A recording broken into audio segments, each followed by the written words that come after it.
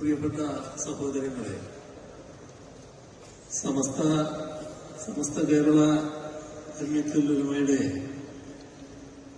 100 വയസ്സ് പൂർത്തിയാകുന്ന ഈ ഘട്ടത്തിൽ അതിന്റെ സന്തോഷം പങ്കിട്ടുകൊണ്ട് ഇവിടെ തടിച്ചുകൂടിയ ജനലക്ഷങ്ങളോട് സംസാരിക്കാൻ കഴിയുന്നതിൽ അനൽപമായ സന്തോഷമാണ് ഉള്ളത്. കേരളത്തിന്റെ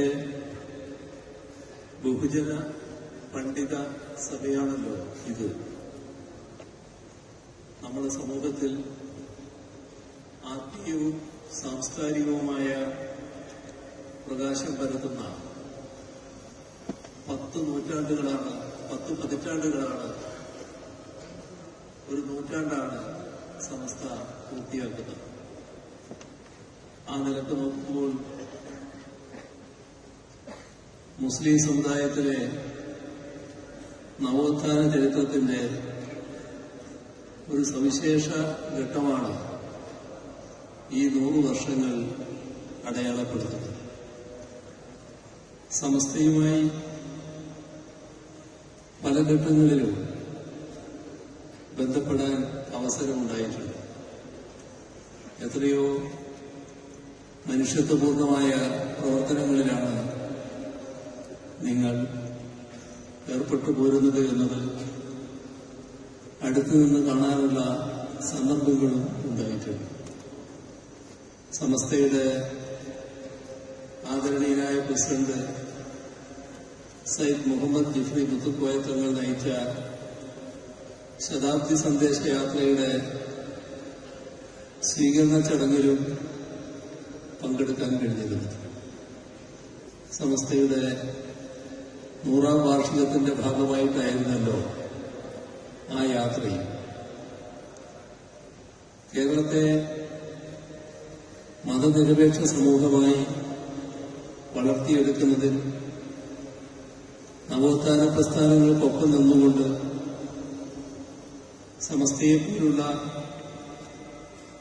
മതസംഘടനകളും വഹിച്ചിട്ടുള്ള പങ്ക്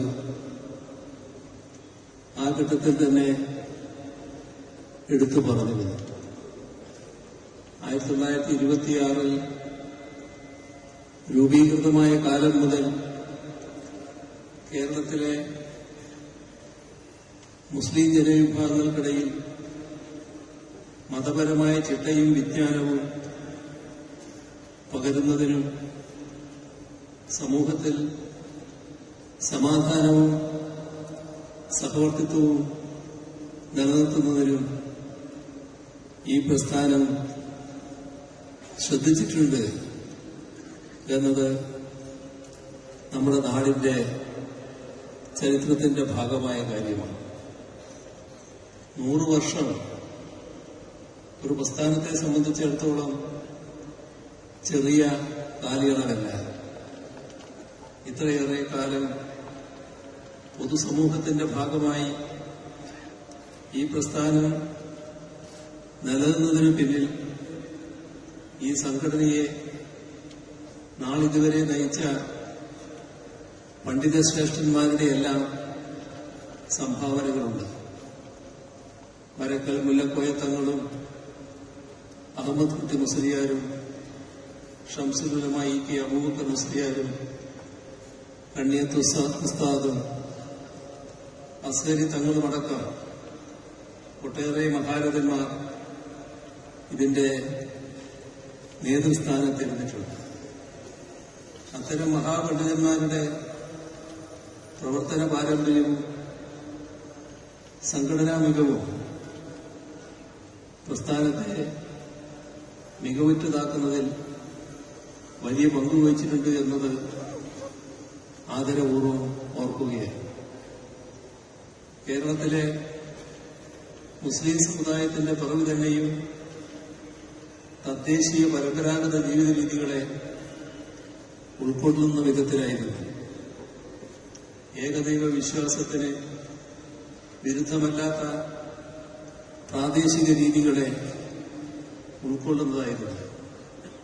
എന്നാൽ അക്കാലത്തെ ഇന്ത്യ സാമൂഹ്യമായ ഒരുപാട് ജീർണതകൾ നിലനിന്ന ഒന്നായിരുന്നു. തൊട്ടുകൂടായ്മയും തീണ്ടിക്കൂടായ്മയും ജീവിതക്രമമായി നിലനിൽക്കുന്നൊരു കാലം. ആ ജീർണാന്തരീക്ഷത്തിൽ നിന്ന് സമുദായത്തെ മോചിപ്പിച്ചെടുക്കുക എന്നതായിരുന്നു ആദ്യകാലത്ത് പണ്ഡിതശ്രേഷ്ഠന്മാർക്ക് ചെയ്യാനുണ്ടായിരുന്നത്. അത് അവർ നന്നായി തന്നെ ചെയ്തു. ആ പശ്ചാത്തലത്തിൽ വേണം സൂഫികളുടെ ചരിത്രപരമായ പാരമ്പര്യത്തെ പോലും കാണാൻ. ജീർണതകളിൽ നിന്നുള്ള മോചനത്തെയാണ് നവോത്ഥാനം എന്ന വാക്കുകൊണ്ട് അർത്ഥമാക്കുന്നത്. അത്തരത്തിലുള്ള നവോത്ഥാനം ഒറ്റയടിക്കോ ഒരു രാവ് വെളുക്കുന്ന സമയം കൊണ്ടോ സാധ്യമാക്കാവുന്നതല്ല. ലോകത്തിന്റെ ഏത് ഭാഗത്തായാലും അത് ഒരു നീണ്ട പ്രക്രിയയാണ്, എന്നും തുടരേണ്ട പ്രക്രിയയുമാണ്. അതിനെ ആ വിധത്തിൽ തന്നെ കാണുകയും സമൂഹത്തിൽ നടപ്പാക്കി പോരുകയും ചെയ്ത ചരിത്രമാണ് സമസ്തക്കുള്ളത്. ലോകത്ത് നവോത്ഥാനം രണ്ടു വിധത്തിലുണ്ടായിട്ടുണ്ട്. ചിലതിന് സംഘർഷാത്മക സ്വഭാവമാണ് ഉണ്ടായിരുന്നെങ്കിൽ മറ്റു ചിലതിന് വൈജ്ഞാനിക സ്വഭാവമാണ് ഉണ്ടായത്. യൂറോപ്യൻ നവോത്ഥാനം മതങ്ങളെയും വിശ്വാസ പ്രമാണങ്ങളെയും ചോദ്യം ചെയ്തുകൊണ്ടാണ് പുരോഗമിച്ചത്. അതുകൊണ്ട് തന്നെ മതവിശ്വാസികളിൽ വലിയ മാനസിക മാറ്റം ഉണ്ടാക്കുന്നതിൽ അത് പൂർണ്ണമായും വിജയിച്ചു എന്ന് പറഞ്ഞുകൂടാ. എന്നാൽ മുസ്ലിം സമുദായത്തിലെ നവോത്ഥാനം വിദ്യാഭ്യാസ പുരോഗതിയുടെയും വൈജ്ഞാനികമായ വെളിച്ചത്തിന്റെയും വഴിയിലൂടെയാണ് സഞ്ചരിച്ചത്. അതിന്റെ നായകസ്ഥാനത്താണല്ലോ നബിയുടെ തന്നെ സ്ഥാനം.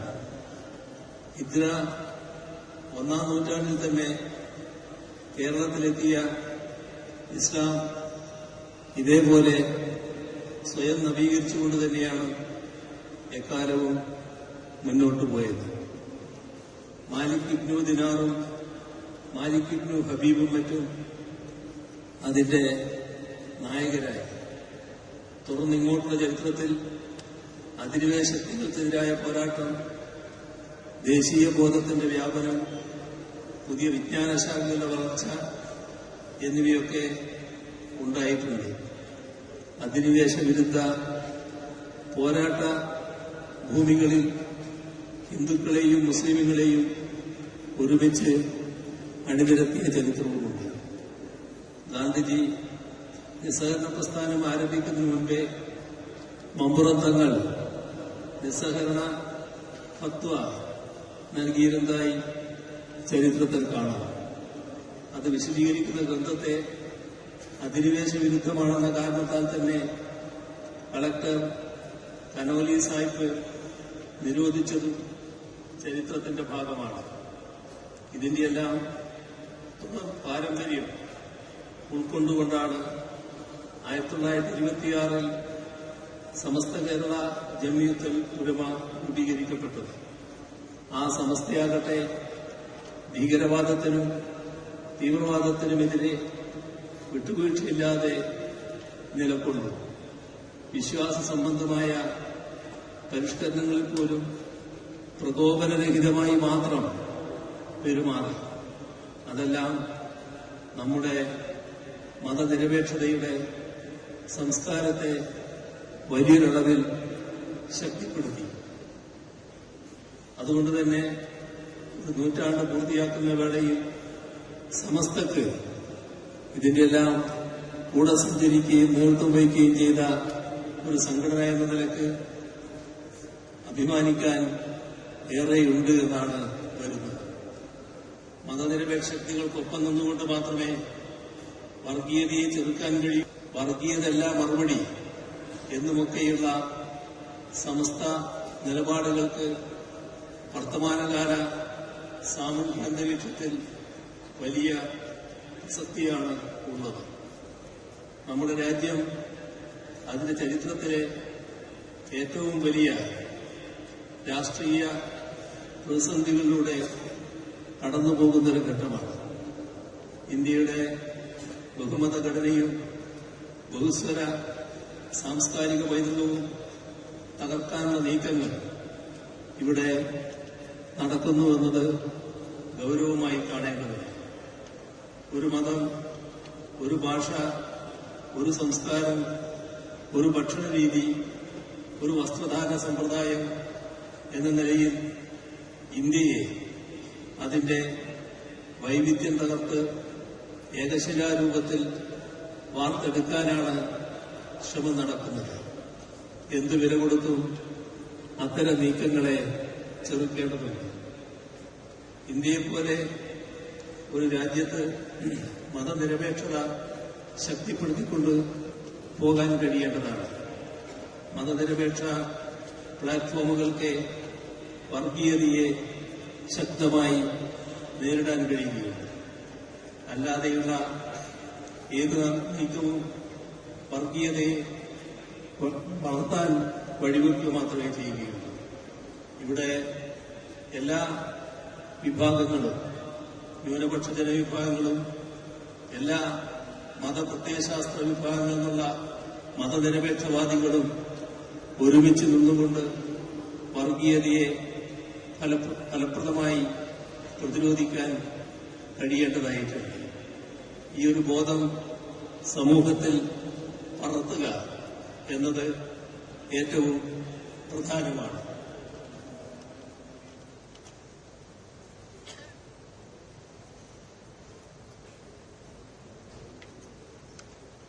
പൗരത്വത്തിന്റെ മാനദണ്ഡം വരെ മതമാക്കി വ്യവസ്ഥ ചെയ്യുന്ന ഒരു കാലമാണിത് എന്നത് നാം ഓർക്കണം.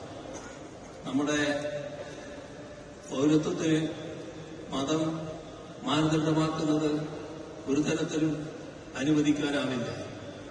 പൗരത്വത്തിന്റെ പേരിൽ ചിലരെ മുദ്രയടിച്ച്, പ്രത്യേകം ചില മുദ്രയടിച്ച് ജയിലിലാക്കണമെന്ന തിട്ടൂരം വരെ ഇറക്കുന്നു.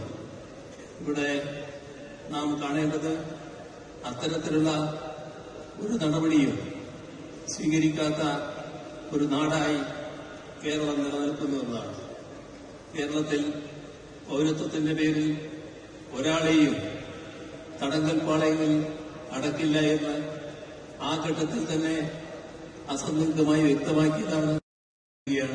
അദ്ദേഹത്തിന്റെ സമയം അല്ലാതെ അദ്ദേഹം വെട്ടിക്കുറച്ചതായി കണ്ടു. അതുകൊണ്ട് തന്നെ കൂടുതൽ കാര്യങ്ങളിലേക്ക് കടക്കാൻ ഞാൻ ഈ വേദി ഉപയോഗിക്കുന്നില്ല. ഈ സമസ്തക്ക് എല്ലാ തരത്തിലുമുള്ള വളർച്ചയും ഐശ്വര്യവും ഭാവിയിൽ കൂടുതൽ കരുത്തോടെ നിലനിൽക്കാനുള്ള സാഹചര്യവും ഉണ്ടാകട്ടെ എന്ന് ആശംസിക്കുന്നു. സമസ്ത കേരള ജമിയത്തുലമയെ സയ്യിദ് ജിഫ്രി മുത്തുക്കോയ തങ്ങളെപ്പോലെ സമുന്നതനായ ഒരാൾ നയിക്കുന്നു എന്നത് പ്രത്യാശ പകരുന്ന കാര്യമാണ്. കാലം ആവശ്യപ്പെടുന്ന ദൗത്യം നിർവഹിച്ചുകൊണ്ട് സ്വന്തം വ്യക്തിത്വം ഉയർത്തിപ്പിടിച്ച് മുന്നോട്ടു പോകാൻ സമസ്തക്ക് കഴിയട്ടെ എന്ന് ആശംസിക്കുന്നു. 100ാം വാർഷിക ആഘോഷത്തിൽ സന്തോഷപൂർവ്വം പങ്കുചേരുന്നു. മറ്റു കൂടുതൽ കാര്യങ്ങളിലേക്ക് കടക്കാതെ അവസാനിപ്പിക്കുന്നു. നിങ്ങൾക്കെന്റെ സ്നേഹാഭിവാദനങ്ങൾ. പ്രിയമുള്ളവരെ, ഈ മഹാസമ്മേളനം കർണാടക ഉപമുഖ്യമന്ത്രി DK ശിവകുമാർ അതിഥിയായി പ്രഭാഷണം നടത്താനുണ്ട്. പ്രതിപക്ഷ നേതാവ് VD സതീശൻ സാറുണ്ട്. പ്രിയങ്കരനായ PK Kunhalikutty സാഹിബുണ്ട്. Bangalore MLA NA Haris എന്ന കാര്യത്തിൽ മറ്റൊരാലോചന വേണ്ടാത്ത വിധം ലോക വിദ്യാഭ്യാസ മത സാംസ്കാരിക ജീവകാരുണ്യ രംഗത്ത്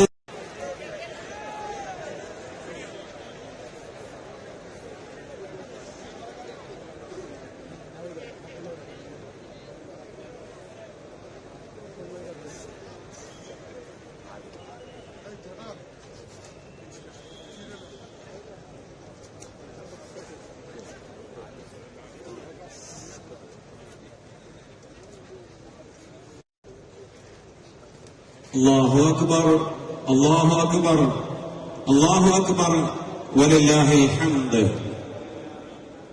ഏറ്റുവാങ്ങുന്നതിനു വേണ്ടി മുഖ്യമന്ത്രി പിണറായി വിജയൻ സാറേയും നൽകാൻ വേണ്ടി സയ്യിദുൽ ഉലമയെയും ആദരപൂർവ്വം ക്ഷണിക്കുന്നു.